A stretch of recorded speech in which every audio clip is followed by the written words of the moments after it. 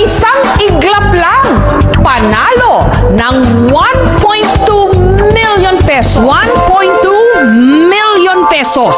Saan kamay ba ng Diyos makukuha yan ngayon? Construction worker na si Jack na kumikita lang ng 250 pesos kada araw, naka-jackpot nito. Tumataginting na 1.2 million pesos. Paano nangyari na ang isang construction worker katulad niya naging instant milyonaryo?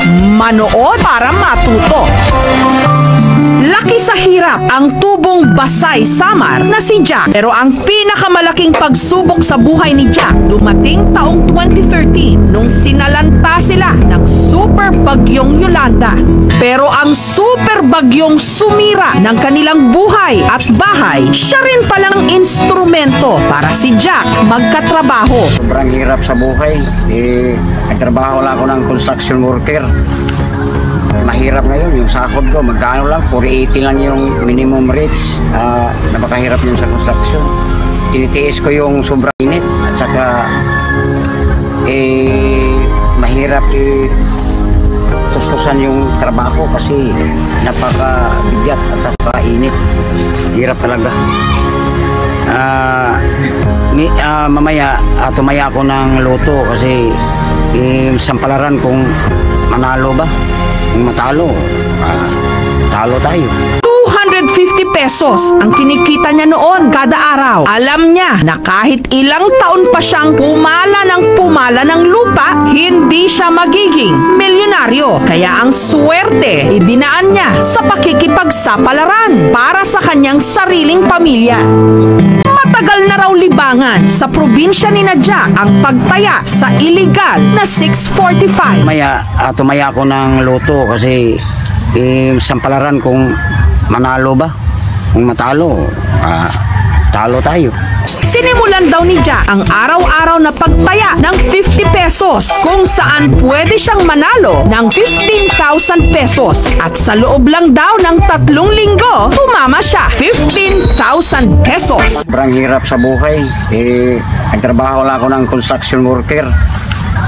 Mahirap ngayon yung sahod ko, magkano lang, 480 lang yung minimum rates. Dahil ramdam daw ni Jack na tila umaayon sa kanyang swerte, ang 50 pesos niyang taya, ginawa niyang 100 pesos. Doble ang taya, aba, dumoble rin ang kanyang premyo. Naging 30,000 pesos. Ipinambili daw nila ito ng mga gamit sa bahay at panggastos sa araw-araw. Samantala, nung bisperas ng kanyang birthday, muli siyang tumaya. Una, 1,000 pesos para sa inaasahan niya 300,000 pesos na panalo. Dinagdagan niya ito, ginawang 1,500 pesos para sa 450,000 pesos na premyo hanggang itinodo na niya. Tumaya muli ng isa pang 1,500 pesos. At sa gabi ring yun, tila napaaga ang kanyang birthday gift dahil ang 3 niyang tinayaan, lahat panalo para sa premyong suma total 1.2 million pesos. Jackpot! Ang ating construction worker naging instant millionaire. At dahil milyonaryo na siya, si Jack nag-resign na sa trabaho. Ang 200,000 pesos, itinabi niya. Ang 800,000 pesos naman, ininvest niya. Ang 10,000 pesos, ipinampaayos ng kanilang bahay. Aminadong hindi wais sa pera ang 200,000 pesos na natira. Akalain mong naubos niya sa loob lang ng 1 linggo. Araw-araw daw kasi siya kung uminom at magbalato hanggang sa hindi na lang niya namalayan, nagalaw na niya ang 800,000 pesos naman na ininvest niya. Nalugi. Tagay pre! Tagay. Congrats! Tagay. Congrats pare! Tagay. Rutan! Nanalo ako ng 1.2 million. Grabe. Wow! Oh, ang laki! May balato naman dyan. Balato. Meron. Mamaya. Ito, tagay. Yung pinapalalunan ko ng 1.2 million. Wow! Ayos mo naman.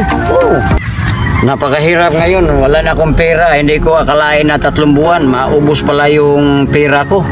At saka may utang pa ako ng 500,000. Kahit tinitiis ko lang, tinitipid ko lang yung pagkain ko ngayon.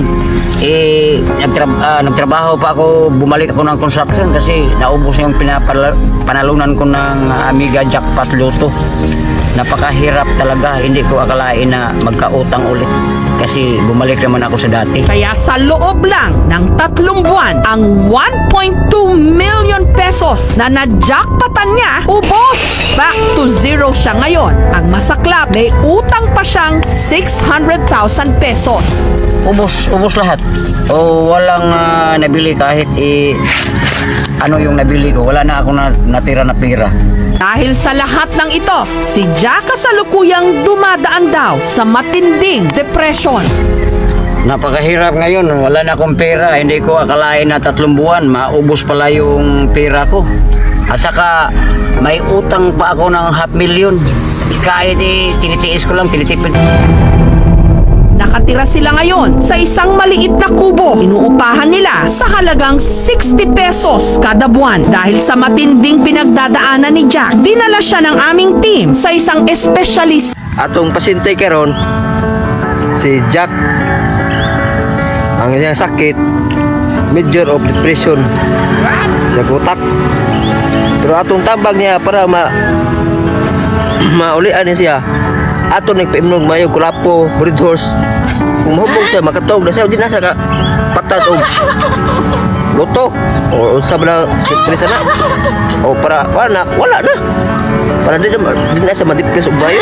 Pakonsuelo na lang niya sa kanyang sarili. Hindi naman niya pinaghirapan talaga ang napanalunan niya noong 1.2 million pesos. Kaya raw siguro madali rin itong nawala. Gayunman, hawak pa rin niya ang kanyang pangarap na makakaahon din sa hirap ngayong natuto na siya ng leksyon.